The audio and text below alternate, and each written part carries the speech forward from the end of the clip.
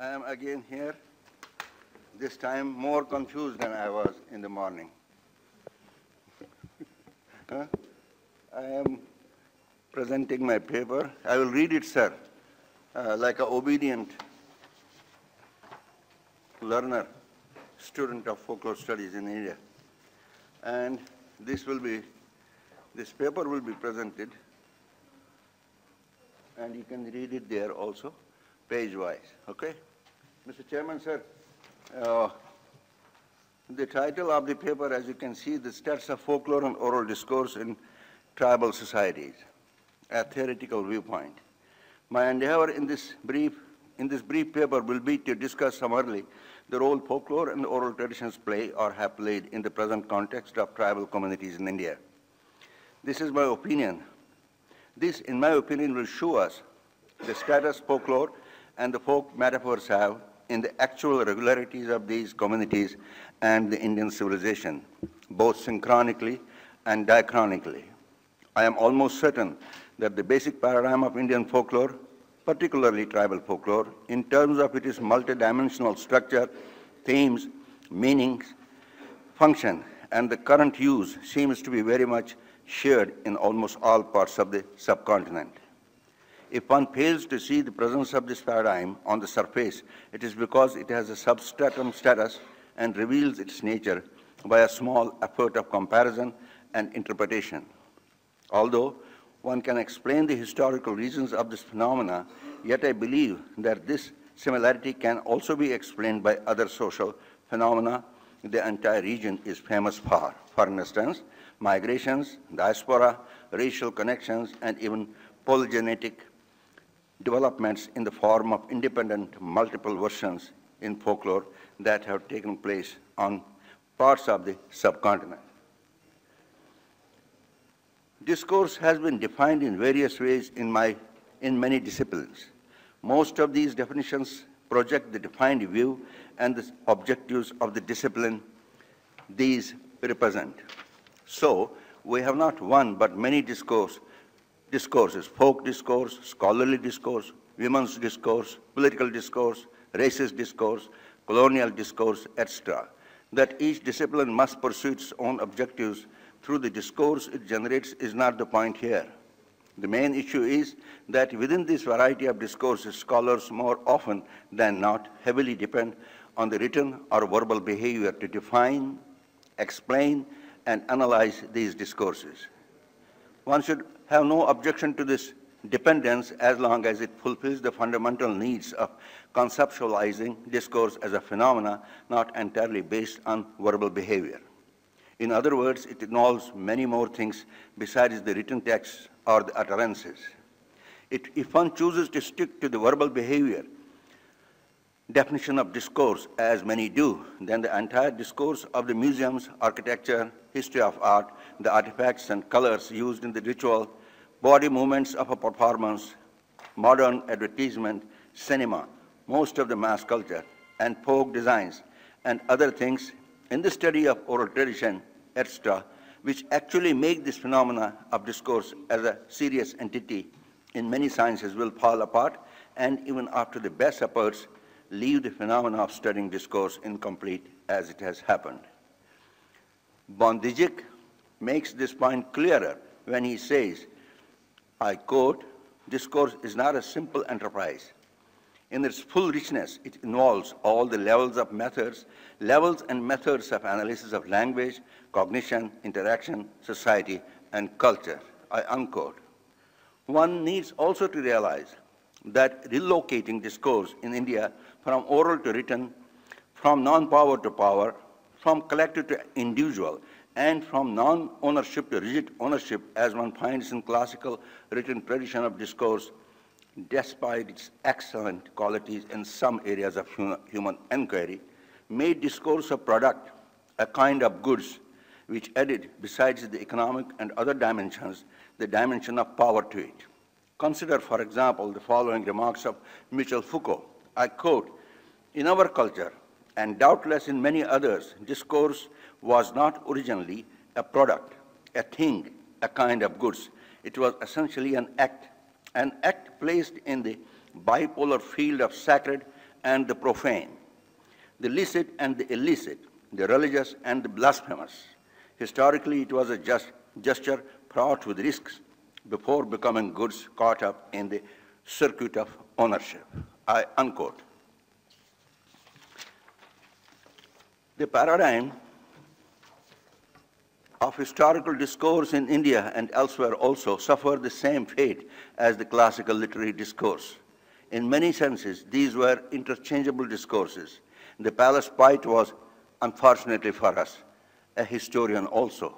And as such, thinking history, writing history, and perpetuating history essentially became a powerful civilizing discourse based on the stories of kings and, more often than not, the exaggerated or false stories of kings and their palace surroundings.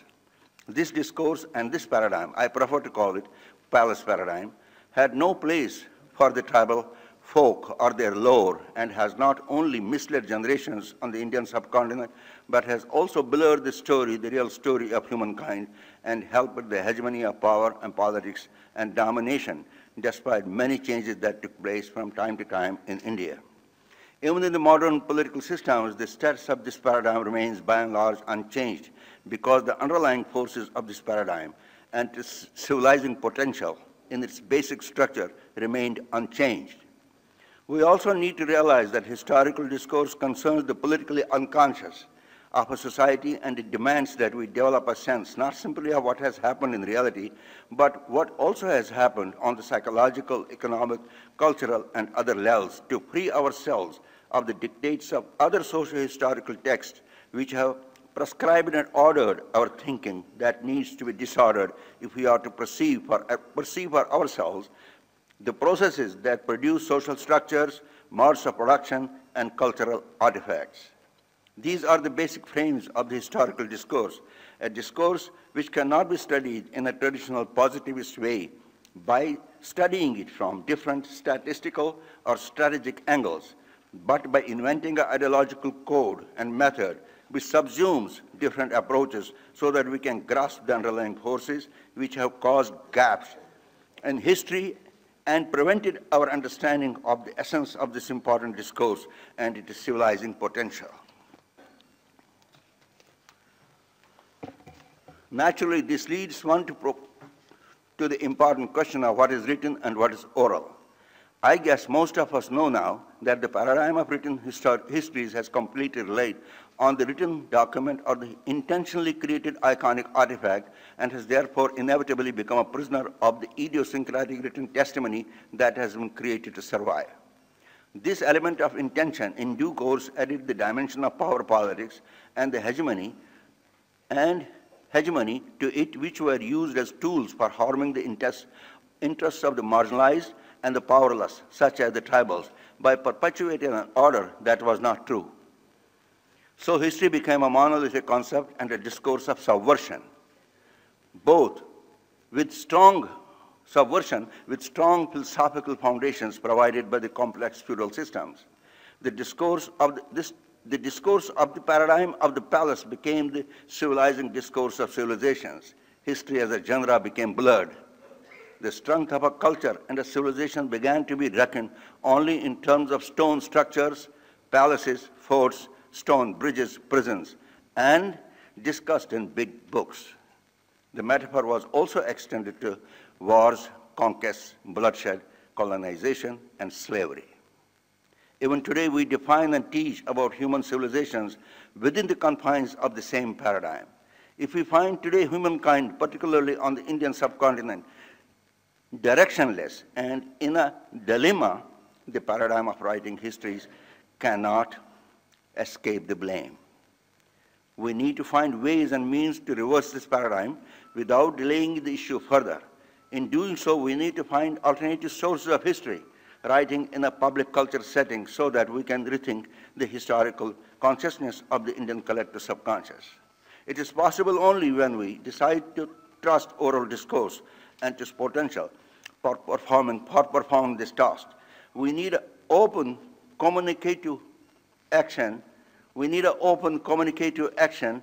I am using this phrase, communicative action. I borrowed it from Habermas and also Mahatma Gandhi. We need to open a communicative action dialogue with those tribal and non-tribal communities in developing this new historical discourse who have preserved history in their collective memories and in oral discourse, both in real and symbolic forms, so that in due course we begin seriously redoing. I am also avoiding the use of word writing. I call it redoing. I read it again. And real and symbolic forms, so that in due course we begin seriously redoing the history or histories of the subcontinent.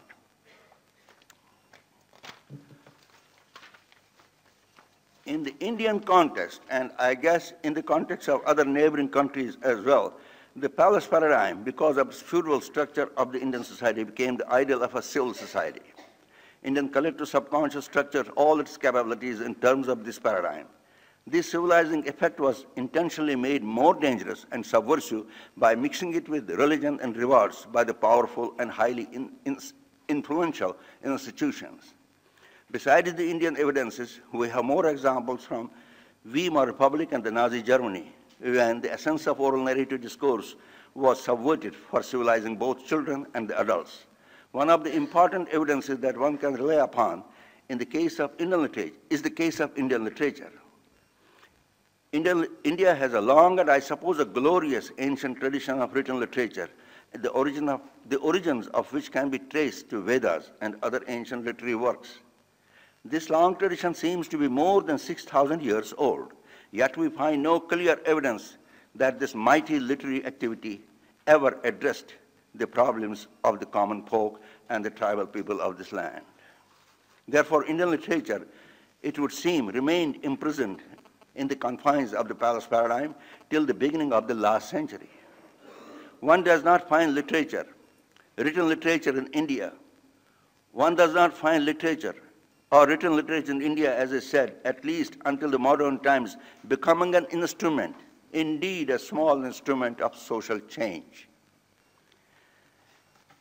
Having discussed summarily, from a theoretical point of view, the diachronic aspects of the Indian society that have and by and large are dominating its regularities, I would like to turn to the synchronic conditions of these regularities and try to assess the relations these could have with orality and oral discourse and its impact on the notion of civil society we have in our minds.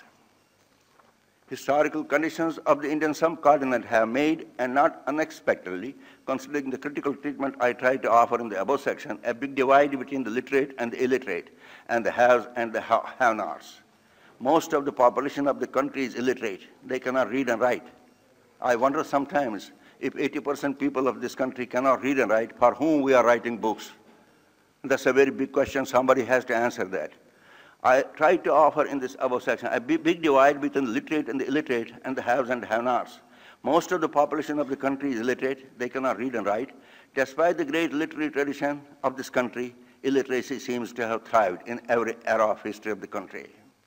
So what purpose this great literary tradition could have served than to perpetuate the feudal order of the society? It is shocking to discover that the sophisticated knowledge generated in this country was not shared with the marginalized. Actually, it was denied to them. Jawaharlal Handoo, who gave 5 lectures in Bombay University, a Gujarati, not much educated scholar, but a very brilliant thinker, he gave these lectures in the same year when I was born. I was born in 41, and he gave the lectures in Bombay University. I quote what he says in some of these lectures because the English translation is available. Jawaharlal Handoo makes these and related points clearer in his lectures delivered in 1941 in the University of Bombay. He writes, I quote, "The Indian villager is very nicely participating in the collective and shared systems of our country. His economic condition has become the favorite subject of the governmental people. Experts in anthropology and sociology are busy registering his rituals and customs with pride and dignity. But the truth is that for this voiceless Indian village population and millions of the working people, the experts and others keep talking big about them, but actually very few treat them as true human beings like their own kind. Today, villagers have become objects of compassion. They are treated by separate standards And besides the common villagers, we have another chunk of human population, maybe millions, who are labeled as tribal people, who too are treated as separate from the educated elite. Therefore, I believe that folklore is the window to know the mind and soul of these people. Their songs and literature tell us that despite their funny knowledge, funny rituals, terrible poverty, and complete illiteracy, not of their own choice, by force or by circumstances of history, these wild people have joys and sorrows like the rest of humankind. That life should be sad, desperate, and full of poverty and wandering in the jungle of superstition and misery is not a life they wanted for themselves. They need courage and sustenance as much as they need food. Yet there is some kind of living source of joy and satisfaction flowing underneath this animal existence and its frightening silence. This satisfaction is realizable in their songs, music, and dances. This is then the culture of these people. I unquote. It seems that under these conditions, people created their own discourse and a public sphere that kept them alive and existing. This discourse is now called folklore. That this discourse does not suffer from weaknesses and other problems is not the point here. Even written, rewritten, published, sophisticated discourse also has good and bad qualities. The real issue is that this discourse essentially in oral form and represents the excellence of folk mind and is shared and fulfills all the spiritual needs of the people who created it and those who used it. This then is the true literature of India, according to Jawaharlal Handoo. And avoiding in this discourse, people who created this then is the true literature of India, and this discourse, shared discourse, also tells the true story of the subcontinent. Avoiding the pitfalls of controversy, I would like to argue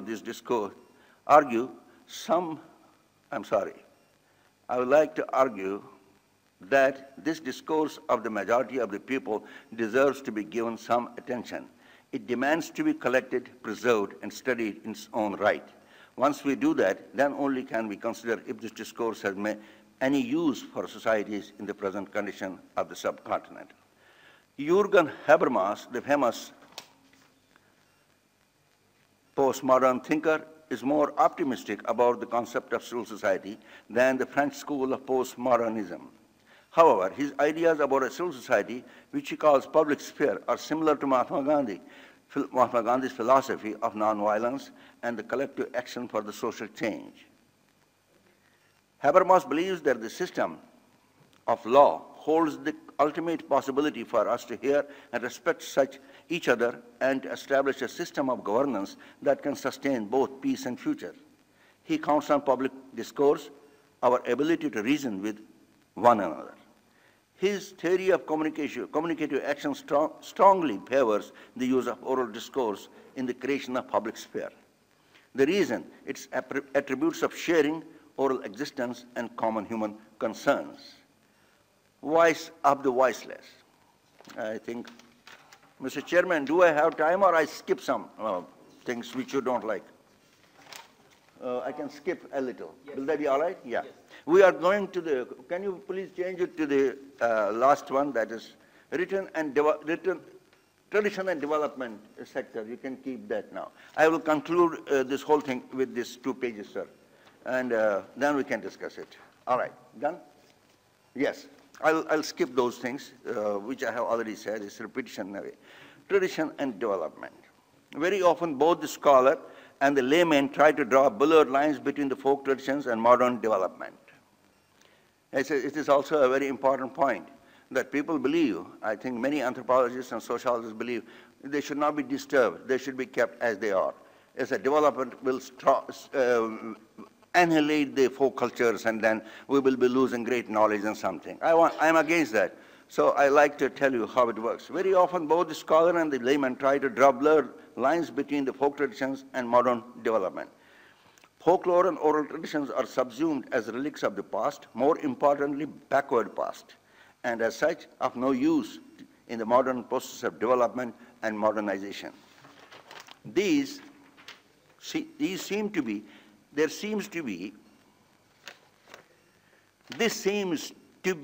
an isolationist philosophy and highly diachronic in its approach. which might have stemmed from ignorance and also from the impact of the colonial concept of modernization or modernism, which is a byproduct of the Industrial Revolution. These philosophies have always conceptualized a binary opposition between the tradition and development. For example, these conceptions subsume the technologically less developed or pre-literate societies of the ancient world, Asia, Africa, for instance, were less civilized and hence primitive. Therefore, according to this notion, based on the widely practiced evolutionary theory of Taylor, which in turn was raised on the philosophies of Mill and Descartes, the French philosopher, all human societies have finally to become civilized and look and behave like the technologically advanced so-called civilized societies of Europe. One needs to keep in mind the holistic view of the concept of globalization at this point. Furthermore, these so-called primitive societies, before they lost much of their primitiveness, were therefore to be studied from the viewpoint of these and other conceptions which originated in the technologically advanced West. The manner in which this task was carried out did not differ from the one in which a superior person studies his junior inferior subjects, a practice not unknown in many social sciences in India. I'll give you a small example here. In brackets, you can see it there. James Watson's, he was a very big scientist, philosopher, he's alive, and Nobel Prize many times. James Watson's recent pronouncements on the inferior intelligence of the black humankind is an extension of the same practice. Scientists doubted his theory and examined his own map of all genes and discovered 16 of his genes have come from a black ancestor of African descent. James Watts' whole life opposed any program for the black people because he thought that God has made them inferior. There's no waste, don't waste this money. Then he was examined. They found 16 genes in his body coming from the black ancestors themselves, okay? Moreover, it was also felt that by doing so, it would be useful for understanding the past, present, and perhaps the future of mankind, and will thus accelerate the process of transformation of these primitive societies and usher them into the world of the civilized. Besides others, sorry to say this, but it is true, besides others, even Karl Marx contributed to this unfortunate worldview. He suggested that British are doing a very good job in South Asia by destroying the oral cultures and tribal cultures and building a new kind of thing, which was a mistake. If he were alive, he would agree with me today. Marx believed that British are doing a great job in India and South Asia by destroying the old tribal societies and building a new modern states. Some tribal communities in India have also been designated as headhunters in India. I don't know about Sauras. Were they hunting heads here also? No. In the Northeast, there are lots of headhunters, right? Headhunters, as most of you know. This designation led to the belief that tribals are warmongers. New studies of tribal societies finds very interesting, recently published study, and it was a project done in Finland, in the University of Oos, that innate concept, this project says that this designation led to the belief that tribals are warmongers. New studies of tribal societies finds warfare not innate concept, but a recent human phenomena invented by the civilized societies. The tribals never knew warfare. They were not warmongers. It was not the purpose to become headhunters, but they were taught war and headhunting by civilized people, right? Researchers also found that some of the most primitive people on the earth were actually quite peaceful and peaceful compared to modern nations. Okay, that tradition and development do not only coexist, but are in fact interdependent was not a part of the paradigm of the development of the Industrial Revolution-based societies of Europe, nor did it form a part of the worldview of the intellectual exercise which laid the philosophical foundations of such societies. There have been plenty of social changes since the Industrial Revolution, but this paradigm has hardly changed. The discourse of the post-colonial period world The conditions of the decolonized countries, mass culture, globalization, and the present economic order, and the militarization of the planet are some of the remnants of the same paradigm. It is strange and sometimes very painful to believe that many disciplines in India, nurtured under the heavy wings of the colonial and the feudal paradigms, were raised on these philosophies. I won't name the disciplines, you know them. There is yet another important question. Another 2 minutes, that's all. There is yet another important question which seems embedded to the issue of tradition and development. Development seems to have remained an undefined and blurred subject. One does not know how to embrace development. Smaller oral tribal communities such as we find in India and the neighboring countries have no control over their own development. Development is imposed on such communities by overgeneralizing the behavior of cultures, ignoring the needs, history, geography, and the tradition of such communities. I firmly believe that the issue of development is no longer a local issue. It has now evolved with global wings, based on the hegemony of power and profit and classical discourse, irrespective of its origin in the East or the West.